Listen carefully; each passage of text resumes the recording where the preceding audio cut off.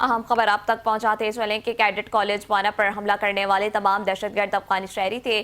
Security ذرائع کے مطابق حملے کی منصوبہ بندی افغانستان میں ہوئی اور اس کو پایہ تکمیل تک پہنچانے کا حتمی حکم خارجی نور ولی محسود نے دیا۔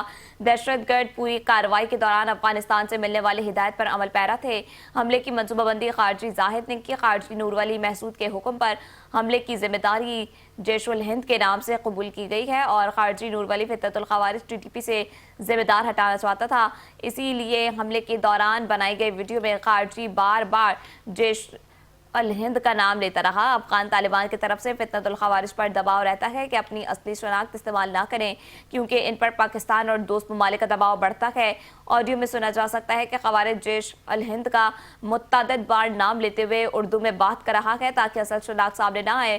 اس حملے کے لیے تمام ساز و سامان افغانستان سے فراہم کیا گیا جس میں امریکی ساختہ ہتھیار شامل تھے۔ کیڈٹ کالج وانا پر حملے کا مقصد پاکستان میں سیکیورٹی خدشات بڑھانا تھا جو کہ بھارتی ایجنسی را کی ڈیمانڈ تھی۔ حملے میں مارے گئے افغان دہشت گردوں کی شراکت نے تمام شکوک اور شبہات ختم کر دیے ہیں۔ نیشنل ایکشن پلان اور عزم استحکام کے تحت آخری دہشت گرد ختم ہونے تک انشاءاللہ آپریشن جاری رہے گا۔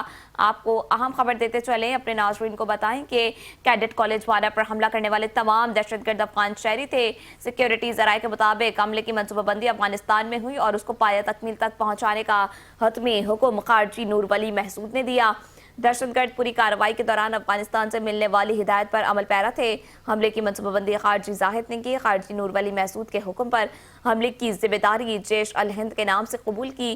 خارجی نور ولی فتنۃ الخوارج ٹی ٹی پی سے ذمہ داری ہٹانا چاہتا تھا، اسی لیے حملے کے دوران بنائی گئی ویڈیو میں خارجی بار بار جیش الہند کا نام لیتا رہا۔ افغان طالبان کی طرف سے فتنۃ الخوارج پر دباؤ رہتا ہے کہ اپنی اصلی شناخت استعمال نہ کریں کیونکہ ان پر پاکستان اور دوست ممالک کا دباؤ بڑھتا ہے۔